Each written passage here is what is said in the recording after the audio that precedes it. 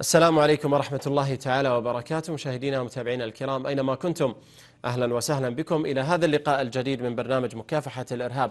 وفي هذه الحلقة بإذن الله تعالى سنتحدث عن العلاقة أيضا الوثيقة والعميقة بين تنظيمي القاعدة وتنظيم داعش الإرهابي من جهة ونظام الملالي من جهة أخرى. سنتحدث كيف استفادت واستغلت إيران تنظيم القاعدة وكذلك تنظيم داعش في تحقيق مشاريعها التوسعية والتخريبية والهدامة في الدول العربية، وكيف استطاعت أن تجعل من القاعدة وتنظيم داعش أداة أو أدوات طيعة في يدها تحقق من خلالها أجندتها في المنطقة العربية وكذلك الإسلامية. وللحديث أكثر عن هذا الملف يسعدني أن أرحب بضيوفي وضيوفكم الكرام معي عبر الزوم الدكتور طارق أو الدكتور عبد العزيز طارقتي، رئيس المرصد الدولي لتوثيق انتهاكات حقوق الإنسان، وكذلك الدكتور عبد الحفيظ محبوب، وأيضا الدكتور أنور مالك. أهلا وسهلا بكم جميعا ضيوفي الكرام. لعلي أبدأ معك دكتور عبد العزيز. أولا شكرا لقبول الدعوة وتلبيتها، سعيد حقيقة لتواجدك معي.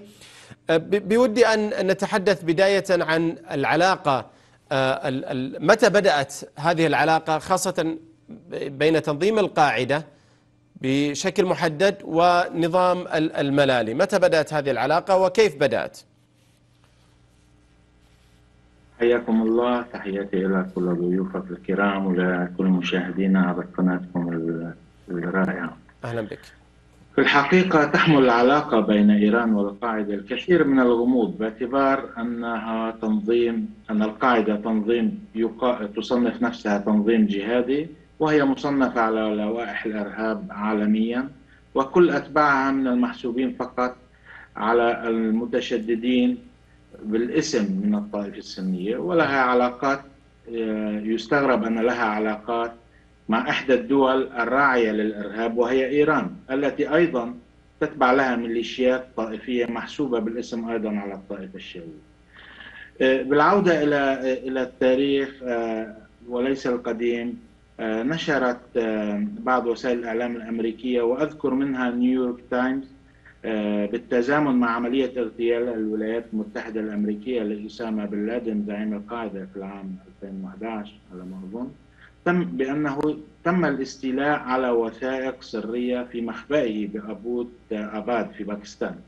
رفعت واشنطن عنها لاحقا السرية حسب ما نشر في تقارير، وفي تقارير أخرى كشفت عنها وزارة الخزانة الأمريكية بيّنت حجم العلاقات القوية التي تجمع القاعدة بإيران. ويرجح أن العلاقة بين الجانبين ليست بجديدة، بل تمتد لعقود طويلة، يعني قبل عقدين من الزمن، وتحديدا عندما نشر في ذاك التاريخ خبر في وسائل الإعلام الأمريكية والأوروبية عن زيارة قام بها أبرز قيادي القاعدة وزعيمها الحالي المدعو أيمن الظواهري، تحديدا في إبريل في العام 1991، حيث قام في زيارة سرية لإيران، وكان حينها أمير لحركة جهاد الإسلامي المصري. وتذكر الروايات التي وثقت حياة زعماء التنظيم المسمى القاعدة أن الظواهري كان مناصرا لفكرة ما يسمى بالثورة الإسلامية في إيران. كذلك احتفى أتباع الخميني آنذاك باغتيال الرئيس المصري أنور السادات في العام 81 على يد خالد الإسلامبولي أحد أعضاء حركة الظواهري، وأطلقوا اسمه على أحد شوارع طهران آنذاك. وفي إطار ذلك ذكرت العديد من المراكز البحثية والأمنية والأممية في عدة تقارير أن الظواهري في رحلته السرية إلى إيران طلب دعم من جماعته للإطاحة بالنظام المصري، وفقا لعدة تقارير إعلامية غربية مسربة. نظام حسني مبارك، نظام الرئيس الراحل حسني مبارك. صحيح.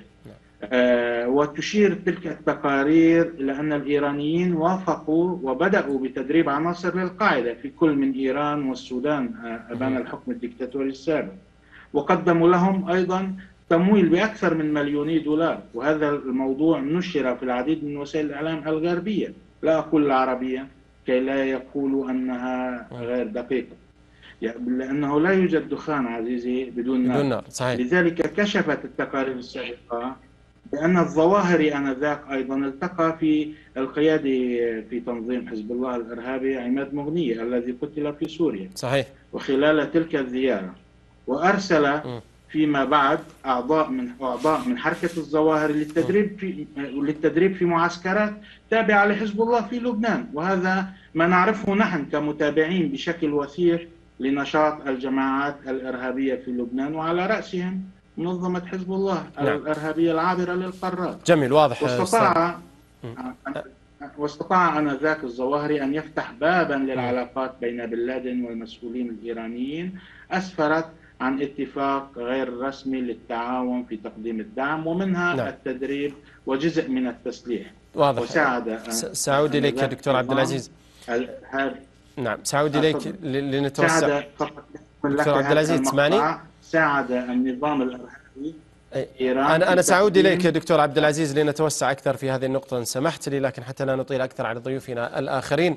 أرحب بالدكتور عبد الحفيظ محبوب مجددا معنا في برنامج مكافحة الإرهاب.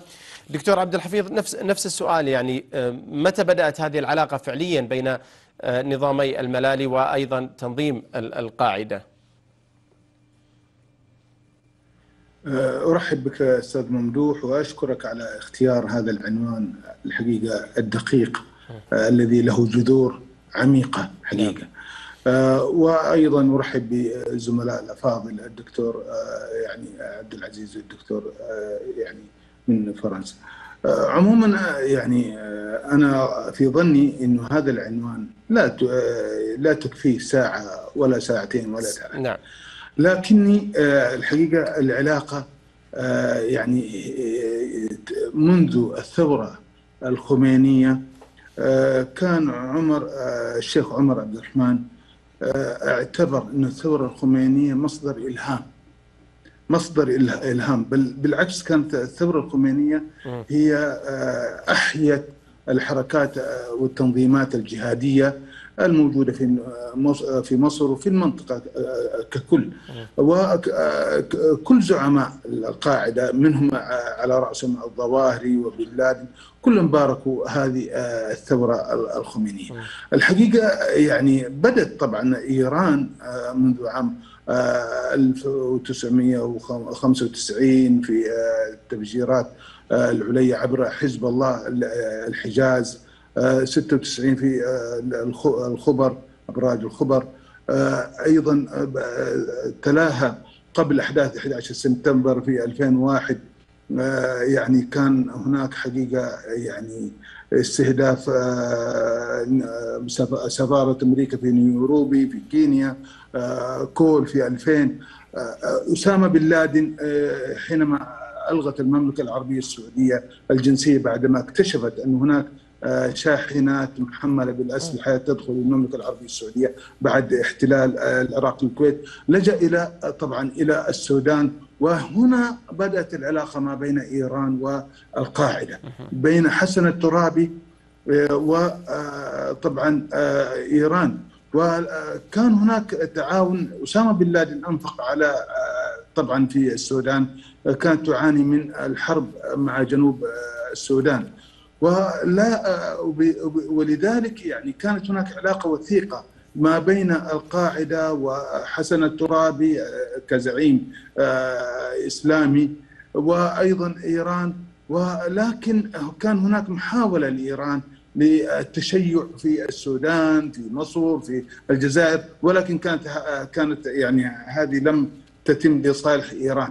الحقيقة بعد أحداث 11 سبتمبر هنا بدأت يعني حينما حتى هناك تقرير أمريكي يدلل على أن إيران وحزب الله كانا يعلمان يعني لديهم علم بهذه الأحداث. نعم. وحقيقة يعني بعد أحداث 11 سبتمبر والحرب على القاعدة في أفغانستان، هنا كانت فرصة حقيقة إيران في جمع شتات القاعدة. نعم.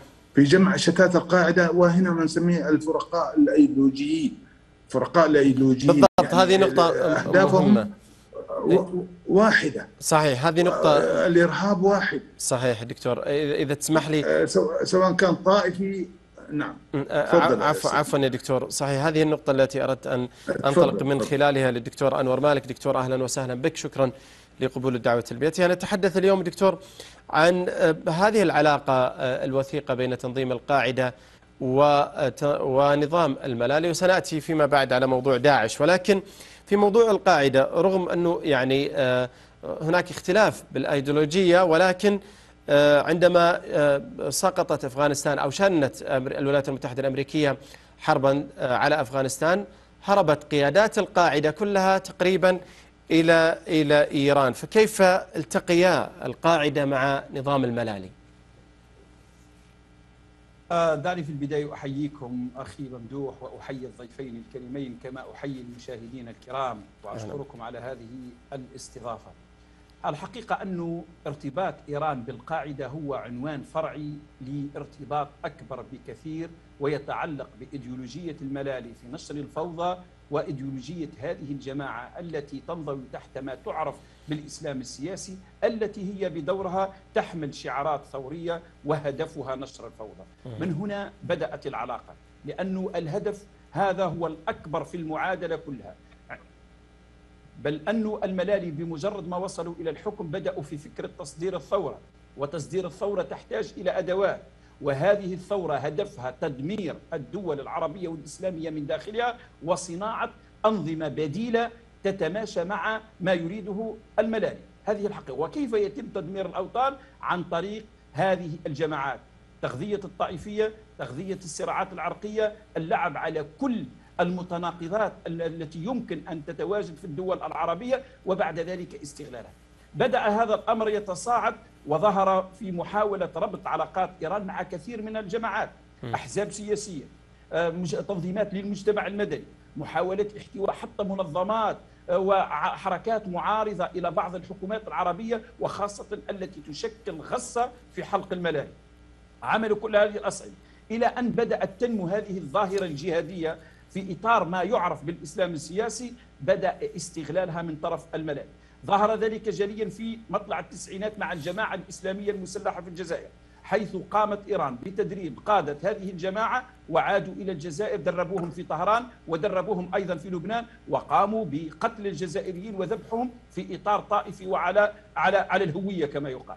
أمر آخر من خلال دعمهم إلى منظمة حزب الله ومحاولة صنع صورة لحزب الله، حزب الله في الخليج، حزب الله المغاربي، وهذه الصور التي خلقوها. إذن علاقة حزب الله أو عفوا علاقة القاعدة مع نظام الملالي هي جزئية من علاقة كبرى تتمثل في ظاهرة الإرهاب الدولي التي صنعها نظام الملالي. فاستغلوا القاعدة من خلال والقاعدة هذه لم تأتي من جهة نزلت من كوكب آخر، هي عبارة عن تشكيل خرج من جماعات في الأساس هي كانت مساهمة فيها إيران في صناعتها.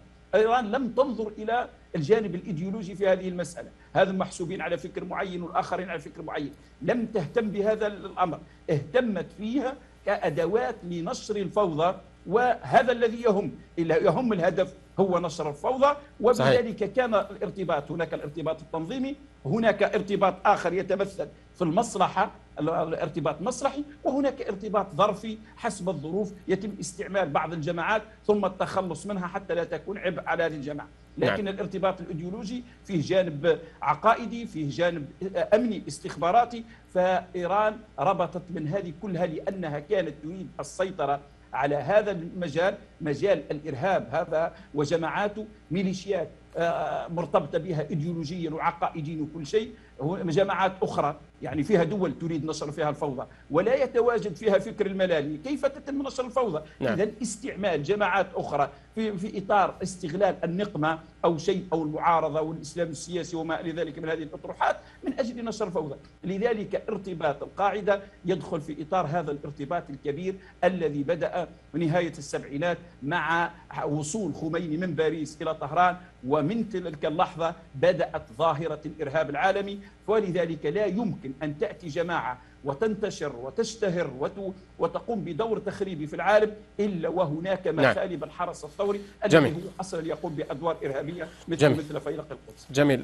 دكتور عبد العزيز، مفتي القائد الأول إمام الشريف ذكر يعني أنه عندما غادر القاعدة منتصف التسعينات قال بأن القاعدة مجرد ورقة بيد إيران تستغلها حينما تشاء، ثم يقول كنا نتوقع خلافا بالأيديولوجيات ليتبين أن ذلك آخر ما تفكر به إيران ليحصل اتفاق بين مسؤول اللجنة الشرعية في تنظيم القاعدة في مدينة زهدان، وهي قرية طبعا تقع على الحدود الباكستانية الإيرانية، على أن تنقل قيادات القاعدة وغيرهم إلى إيران.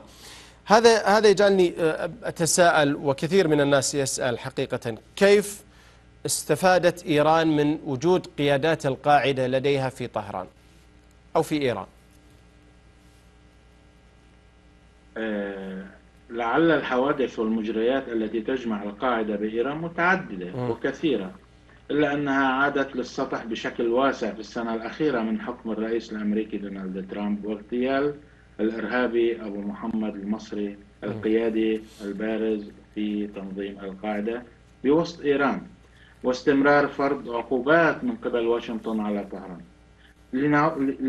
لنعود بالتاريخ قليلا، قبل أيام تحديدا من مغادرة وزير الخارجية الأمريكية مايك بومبيو لمنصبه في 20 يناير 2021 تقريبا، كشف عن معلومات سرية تتعلق بتعاون طهران وتنظيم القاعدة، ومؤكدا في كلمة مصورة له بالصوت والصورة أن إيران أصبحت أفغانستان الجديدة وباتت ملاذا آمنا لهذا التنظيم.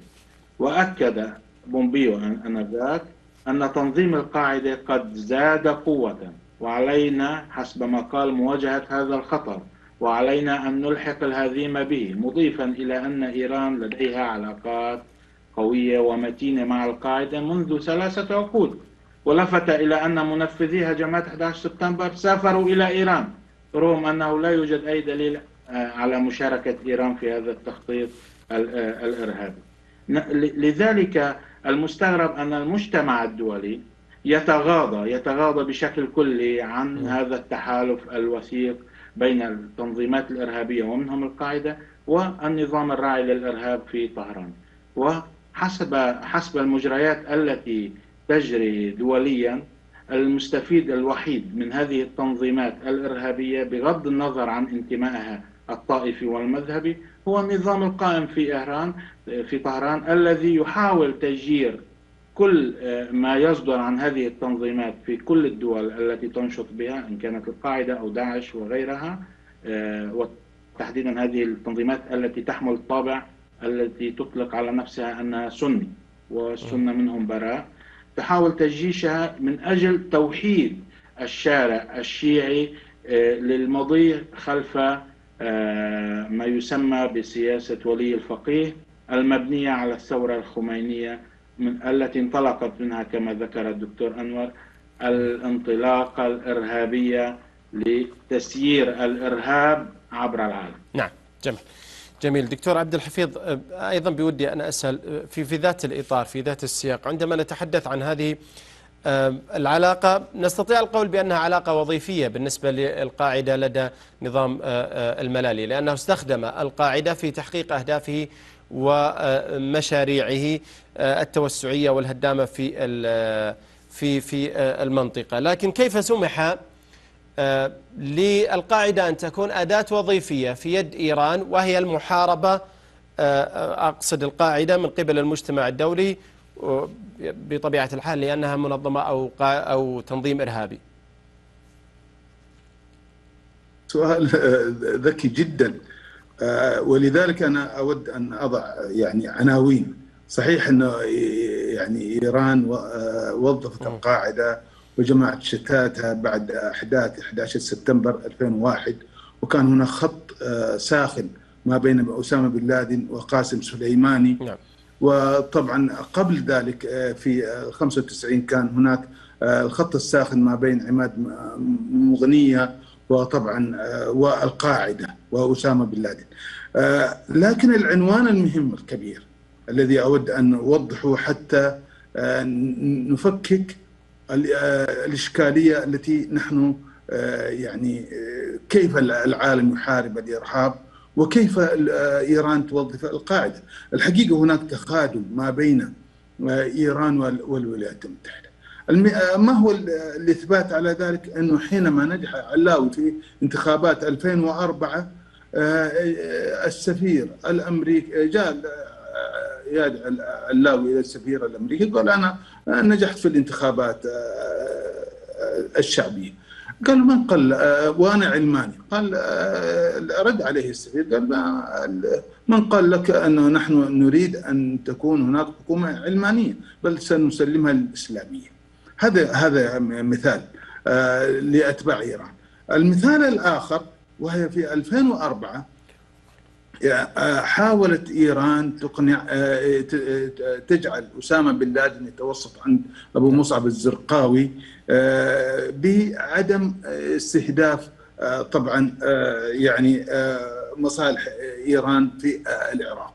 نعم. هذا تخادم إذن ليس فقط بين أمريكا وإيران وإنما تخادم كبير جدا ما بين القاعدة وطبعا إيران، لأنه إيران أصبحت بدأت تسيطر على القاعدة ولكن ليست السيطرة الكلية، وهذا سنأتي إليه في داعش. نعم.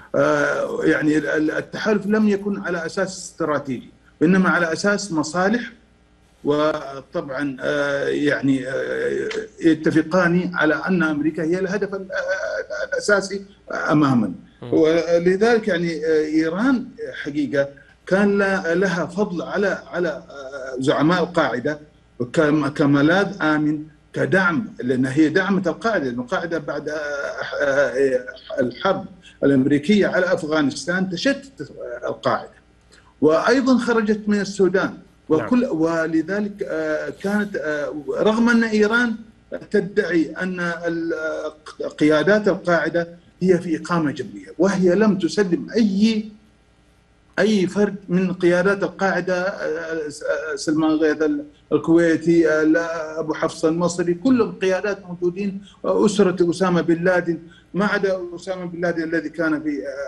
في بوت أباد في باكستان. ولذلك يعني الحقيقة يعني هذا التخاذل ما بين أمريكا، لأن إيران تود أن تقول لأمريكا اتركونا نفعل ما نشاء في المنطقة ونحن حلفاء في محاربة الإرهاب بما معناه الإرهاب السني، لأنه المشروع الأمريكي الحقيقة هي عمل موازنة ما بين الشيعة والسنة وتغيير المعادلة من الأغلبية السنية إلى أن يكون هناك يعني حقيقة توازن أو تفكيك. وهذا ما حدث في العراق، أن أصبحت هناك أغلبية شيعية، ولكن فيما بعد طبعا الدور السعودي، نحن هنا لا ننسى أن الدور السعودي كيف حول هذه الانتخابات في لبنان في العراق من الأكثرية لصالح حلفاء إيران إلى أقلية ويعني لاعبة المملكة العربية.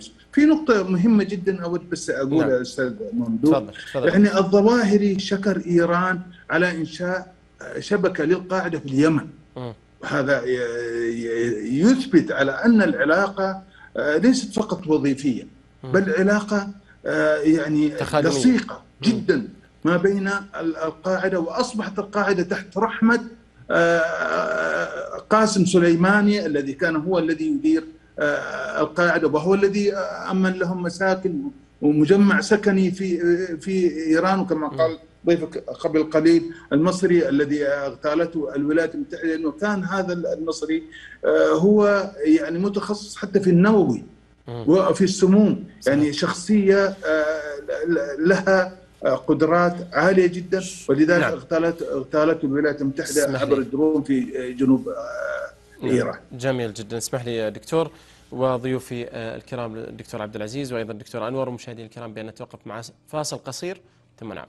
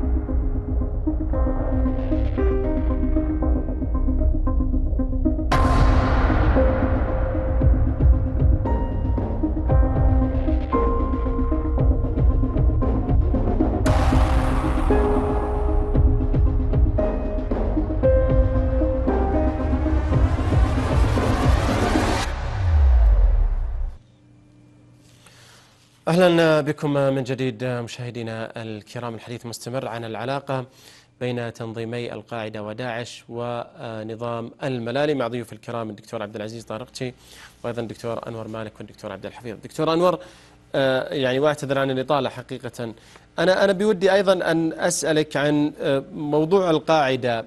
هناك من يقول بأن القاعدة في هذه المرحلة خاصة، حتى وإن كان هناك تواجد لقيادات من القاعدة في إيران، ولكن القاعدة لم تعد فاعلة بالشكل الذي كانت عليه في السابق، وبالتالي ربما انتهت ورقة القاعدة. هل تتفق مع هذا الطرح؟ بلا أدنى شك أن مثل هذه التنظيمات لا تمكث ولا تلبث طويلا. فإضافة لما قاله الضيفين الكريمين، حقيقة أعطوا جوانب مهمة في هذه المسألة، ولكن المؤكد أن مثل هذه التنظيمات تعيش فترة معينة وفقا لمقاربات معينة يتم استهدافها، تموت قيادات، وطبع هذه التنظيمات بمجرد رحيل الزعيم الأول والثاني وربما الثالث إلا وتنتهي وتحدث خلافات ايديولوجية أو خلافات في المصالح وما إلى ذلك. تنظيم القاعدة في نظري انكسر، ولكن هذا لا يعني أن الإرهاب الدولي وهذه الجماعات انكسرت. داعش في حد ذاته قبل ما نصل إلى داعش حتى هي انكسرت، ولكن لا يعني أنه تنكسر. ولكن الذي تعمل عليه إيران أنه كلما تنكسر جماعة إلا وتعمل المخابرات الإيرانية بطرق مختلفة لصناعة بعبع آخر يجري استعماله، كما تم استعماله في الثورة السورية، حيث تم استعمال الإرهاب رغم وجود ميليشيات إيرانية. تم استعمال الإرهاب محسوب على الطرف الآخر المعادي للنظام، وبذلك حولوا المسألة من ثورة شعبية إلى الحرب على الإرهاب، وهو الأمر نفسه في كثير من المناطق. ولكن ما زالت الساحة حبلى بأفكار جهادية وبتنظيمات وجماعات وصراعات ومستنقعات حروب وثورات وكذا. كل هذه الأمور تساعد نشوء مثل هذه الجماعات المتطرفة. إيران تستغل الفرصة لكي تبقى دائما هذه الجماعات. هناك جماعات ظاهرة واضحة أنها تابعة لإيران، ويدرك كل العالم أنها تابعة لإيران، وإيران تقول أنها تابعة إلي في المجالس الخاصة والأجهزة الأمنية مثل الحوثي وحزب الله وغيره.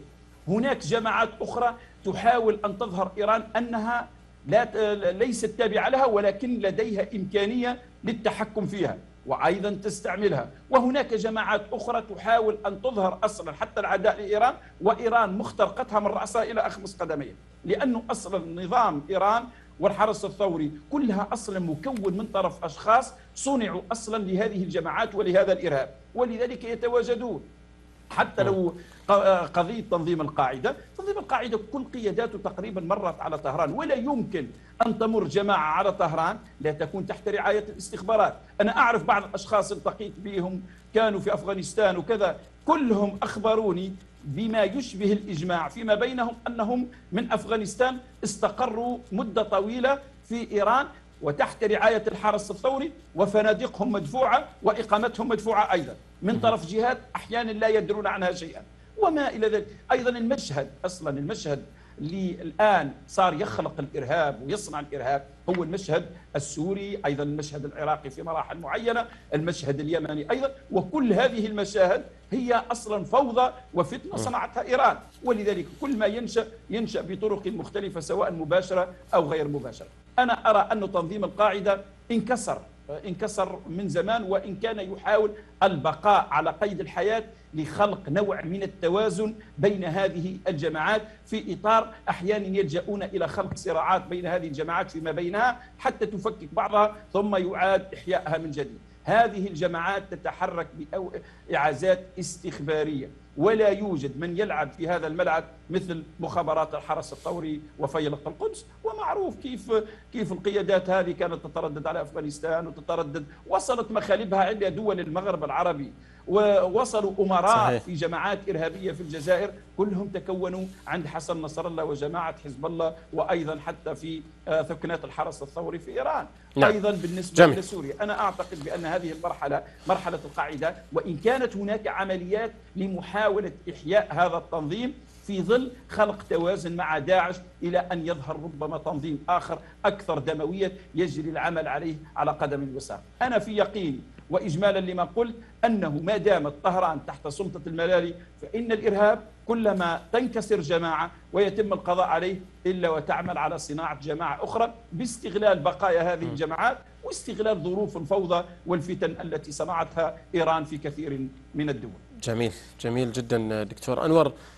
دكتور عبد العزيز، بودي أيضا أن نتحدث عن الشق الآخر من الإرهاب وهو تنظيم داعش الإرهابي، هذا التنظيم الذي يعني ظهر بشكل علني وباسمه الواضح والصريح تنظيم داعش في عام 2014. هذا التنظيم أيضا هناك من يقول بأن إيران استخدمته خير استخدام واستغلته خير استغلال أو شر استغلال، دعنا نقول، لأنه لم يأتي منها خير ولا من تنظيماتها الإرهابية. وبالتالي أيضا ما هي العلاقة أو كيف استطاعت إيران أن توظف هذا التنظيم الذي ظهر في سوريا وفي العراق وفي وقتها لم تكن حتى لها سيطرة على سوريا على وجه التحديد، ولكنها استطاعت أن توظف هذا التنظيم لمصلحتها؟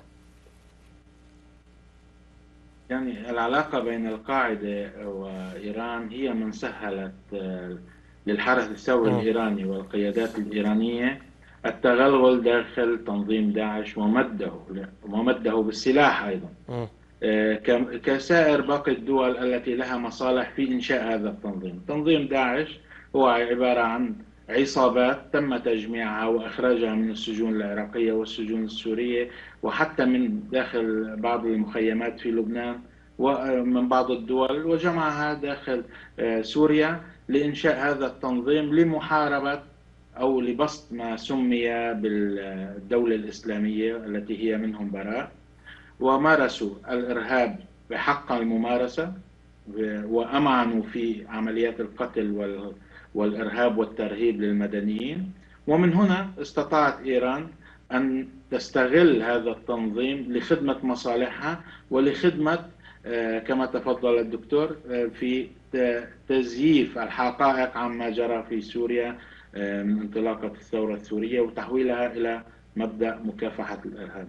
الروس استغلوا داعش، الأمريكان استغلوا داعش، الأوروبيين استغلوا داعش، وإيران ختمت بهذا الاستغلال واستطاعت أن تبني معهم علاقات وطيدة.